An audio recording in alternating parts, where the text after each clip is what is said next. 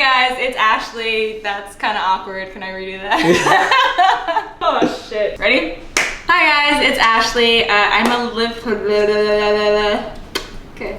This is what I told you. Alright, what up guys? It's Ashley. I'm a Live Fit athlete and I'm gonna be going ahead and doing a You're just watching. This is all just rolling, isn't it? Okay. What up guys? It's Ashley Flores. I'm currently a Live Fit athlete and we are gonna be filming a day in the life with moi today, so try not to get too bored.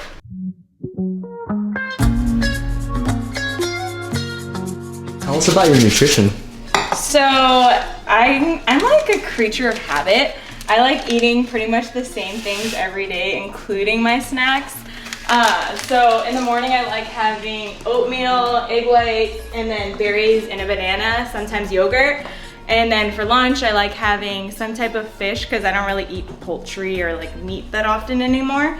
And then like a pasta with fish or maybe some veggies if I'm feeling it. And then I'll have pretty much the same thing for dinner. And then throughout the day I'll have an apple with peanut butter. I'll have, you guys are gonna laugh. I usually have like a big bag of Boom Chicka Pop popcorn, or I'll have like one of these bags, like Orville Smart Pop. These are lifesavers, guys.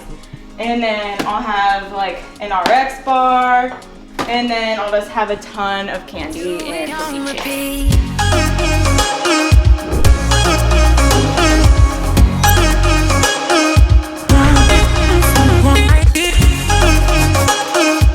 How did you figure out like what works for you? Because you know, some people track macros, some people eat intuitively. So I mean, I've done it all. Like I used to track macros, but I became way too obsessive. Like to the point where I developed binge eating disorder, and it was not a fun time in life. I was terrified of going to social events because I was scared of being tempted. I didn't like going out to eat because I didn't know how to track it. And when I was home, like visiting my parents, their house is like a miniature Walmart. It has every type of cereal, candy, cookie, chip you could think of. So being there, I didn't have any self-control, and I would try to track everything that I was eating, and then I would get up to around like 5,000 calories and just all of a sudden it stopped tracking and still keep going. And then I would wake up the next day, tell myself I'm not gonna do it, and that lasted about almost a year. So that was a really rough time. So now I don't even try tracking. I just eat when I want to eat. If my body gains weight, if it loses weight, if it does whatever, I don't even care, because my mental health and my physical health are more important to me than my physical. 100 graham bars. My favorite candy? Yeah, it's one of them. Dude, I have so much candy hidden in here too. Like I hide it from myself so that I won't eat it. Like, this whole bag is full of candy. Well, besides Ricola's. It's even full of Zona's candy. Look at this one. Do I want to bring Nikes or more Adidas? How many shoes do you have? A lot.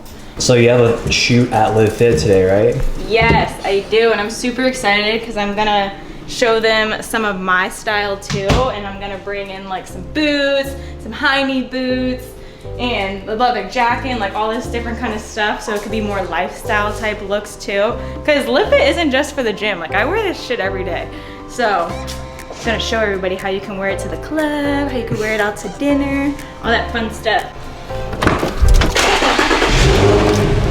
What up? So what do you have lined up for today? We are gonna be heading to Live Fit, and then we are gonna shoot with the homie Miguel, have a meeting with Randall himself, and then either go out to eat or eat some meal prep. Are you gonna take us through a workout too? Yes. I have to.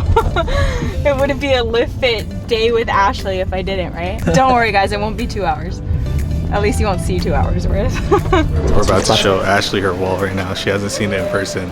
She just walked right past it. I don't think she has any clue, dude. Oh, For LA Fit Expo, so big moment. Big moment. Yeah, seriously. That's me!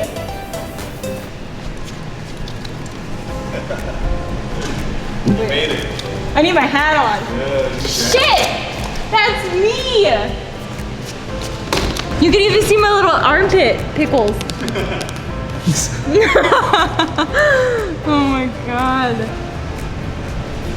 I love this thing. So how's it feel to just have like a huge poster?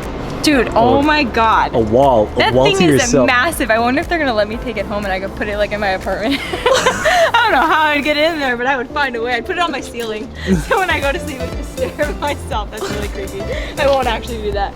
But it feels like insane crazy. Insane. Like, I don't even know how to explain it.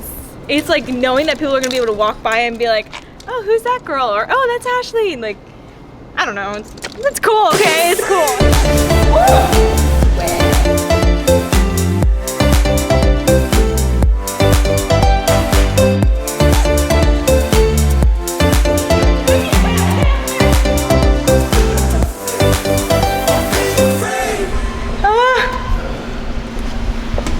Not you! I lost it! Right here, this is what you gotta look at right here. God, I was looking at that one. Okay, narrating. Now that sneeze didn't happen. So Randall and I are about to have a meeting. We're gonna talk about what to expect at LA Fit, what's gonna go on, kind of the agenda, just ins and out of all of that while he's posing for a picture. See those things, dude? Looks like they've been fucking 30% off, motherfuckers. No, That should look like it's 30% off. It's 30% of the damn jeans is gone. Look at it. They're full price though. All right, so Expo. So as a Lift Fit athlete, what should athletes know when they go to expos? Lift Fit athletes, what should they expect? Well, for this expo, LA Fit Expo, everyone knows this as our backyard. It's our hometown banger. You know, we always go big at this expo. So, you know, all the athletes and whatnot are really obviously looking forward to this one because everyone that's pretty much from California or around this region would come down to see us at this expo, you know. What are some do's and do nots for the expo, like criteria? I know some do nots. Some do nots? Yeah, some do nots. Or is that even just, a word? probably just from experience. I mean, what was the do not? I do not. Do's and don'ts. Don't pretend you know somebody. Like, don't be like, oh, hey, I know you from, and then like wait for the person to say it. Because half the time they don't actually know you. It's the first time that you're meeting them, and then you just look like an idiot. Mm-hmm. Don't do that. Don't do that. Yeah. Yeah, I've seen that shit happen plenty of times. I'm like, oh my god, you're a fucking idiot, dude. Don't fucking do that shit. Yeah. You know, but Only then do it if you know the person. Yeah. But from a company standpoint, I'd say one of the big do nots is, let's say like Ashley Flores is, you know, working the booth. I would tell her, hey, don't bring like your friends over, especially like during the prime time where she's meeting her fans, because you don't want to cut into their time, you know, because these people are waiting in line for hours and hours to just simply take a photo and have a conversation with you. And this is what I actually look at the characteristic and how they treat their fans too. If I'm going to bring them on board as an athlete, is that, you know, when they're working the booth, they're working for the company. You only have 4 hours a day. Like, hey, fucking be dedicated to what you're supposed to do. Meet your fans, shake their hands, hear them out. You know, give them the quality time because, you know, they wouldn't be here without them. All right, so we just got back from shooting. I am starving. All I was eating was cookies there. So I'm heating up a meal and then we're gonna go after a workout, take some pre-workout, only a little bit because I'm super caffeine sensitive. Then I think we're gonna kill some shoulders and maybe a little bit of total body. I don't know, whatever I'm feeling. So that is what we are doing right now. What are you having for your pre-workout meal? I'm having Japanese sweet potato, some sauteed shrimp, and then a little bit of spaghetti squash. Food touches each other. So what? I hate when my food touches each other. So when I order the meals, obviously like through Black Market Meal Prep, they all put it together, but then once I get it, I heat them up like on separate things. Because I don't want like the fish juice or something like going onto my sweet potatoes. I want them to be crunchy. I don't want them to be soggy, so I put them on a separate thing. And then I dip these in peanut butter. I always have like 4 different peanut butters at once because I finished them. So this one's like already empty. I only keep that little bit in there. That one's empty, but they're all in here. And that one I opened up yesterday and it's like empty. Yeah. No. And then I opened up this one because then that one, all the chunky stuff was out of it. And I was like, I want some chunky stuff. So I opened up another one. And then I have like a smooth one. It's bad. And then I have like a protein one in here. And then I have like the other one. That one's not very good. You're honestly. not kidding. And then another protein one in here. And then if I don't want something cold, then I have another one that's just not cold in there. I have a weird obsession. What up, guys? So we're about to head inside UFC. We're gonna go ahead and do a little bit of cardio, maybe some HIIT if I'm feeling up for it, and then a mixture of upper body, so back, shoulders, who knows what will bring us. I kind of just go as I feel. I'm not really programming too much right now. I'm just kind of going with how my body wants to.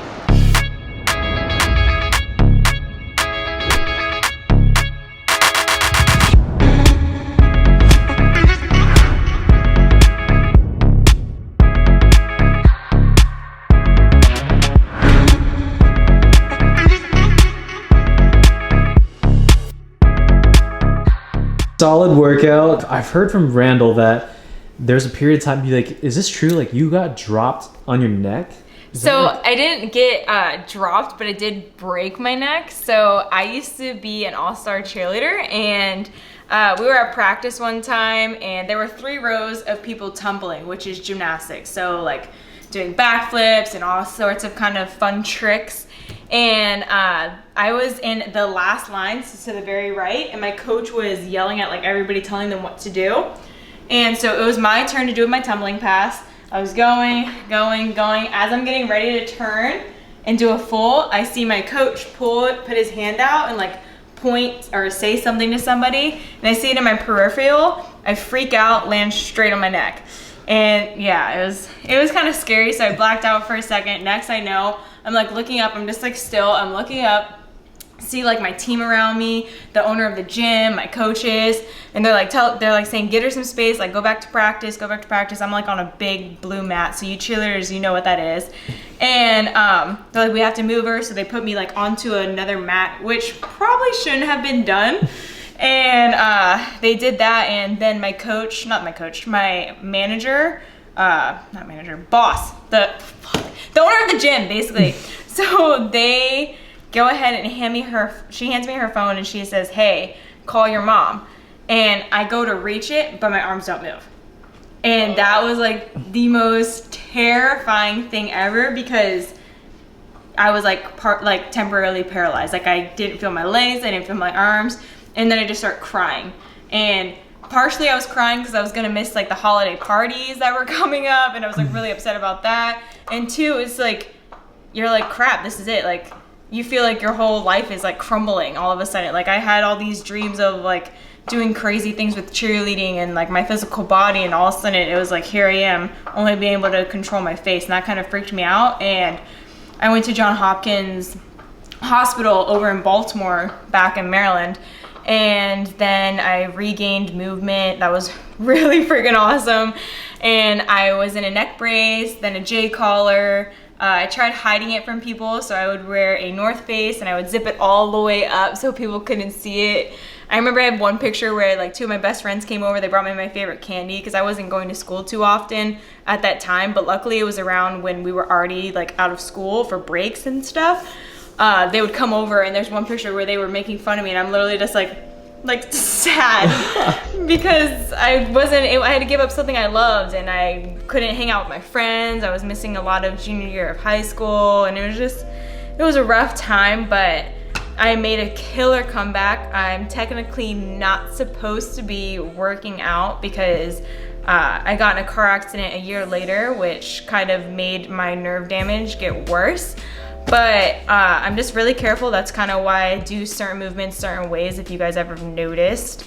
But I don't know, I mean, it's part of my story. It's something that, it was a setback that made for a killer comeback, and I'm super thankful for it, and I wouldn't change it. It's just, it makes me more aware of my body, aware of my movements, and just thankful, very, very thankful. Like you never realize how much your body is capable of doing things until there's a moment in time where you realize, crap, I may not ever be able to do those things. So it was kind of I needed that snap back to reality. So that's my story. Dang. So if you could give like one theme, one final message for everyone on Live Fit watching, Oh, the pressure is on. Honestly, just believe in yourself. Like, don't seek that confidence from other people. Don't seek the approval from other people. Don't follow anybody else's advice if your heart doesn't believe in it. Just do it for your damn self. Follow it. Follow through. Just, you owe it to yourself to do it. And I don't know.